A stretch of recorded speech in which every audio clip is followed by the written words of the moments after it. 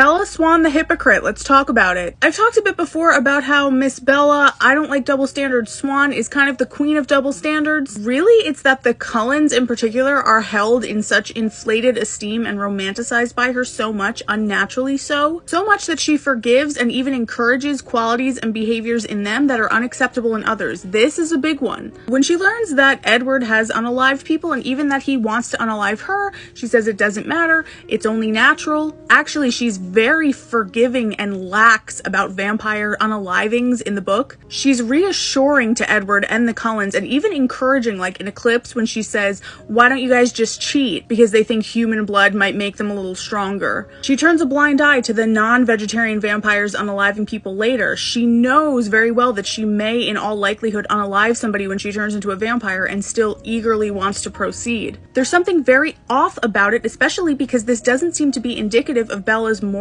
or convictions otherwise. As we see in New Moon, she assumes it's Jacob and the pack unaliving people and is very upset. And we get a little more of her thought process in the book. Bella ultimately comes to this conclusion that she can't condone unaliving, but she loves Jacob and he's her best friend, and she has to warn him and give him an explanation. And if it was anybody else, she wouldn't, but she loves him and she can't lose him, and that would be a pretty fair reaction, except that she didn't give it a second thought when it came to the Cullens, and that after jumping to this conclusion, she actually compares it to the Cullens and how, like, noble and good the Cullens are. And she's like, there has to be a way for them to stop, and it couldn't be harder than like what Carlisle did all those years, and Esme not eating me at my birthday party. The werewolves had chosen a different path. Now what should I choose? Bella, what? First of all, even if her little theorization about the wolves unaliving people was true, which it's not, she's literally acknowledging that the Cullens have had decades, centuries to learn to be good, and they've nearly all unalived several people in the process. And this has just happened, and she's like, well, why can't the wolves learn to be good like the Cullens? And it's really telling that she jumps to this conclusion that it's Jacob and the pack, her best friend who she knows and loves, unaliving people when she knows there's vampires in the area. Jacob was right to call her a hypocrite, and in her defense she does apologize, and it's not a matter of her not accepting that he's a werewolf. Nor do I think it's a demonstration of her not loving him or caring about him. I don't think that. But it clearly demonstrates how blindly Bella worships and forgives the Cullens at the expense of everyone else. Because we see this again and again. Bella is incapable of holding Edward accountable. She has no problem giving it to Jacob. It's also an example of how this double standard between Edward and Jacob that exists in Fandom is written into the story, where the narrative constantly punishes Jacob and the pack while rewarding Edward and the Cullens, and so much of it is built on inherently racist themes.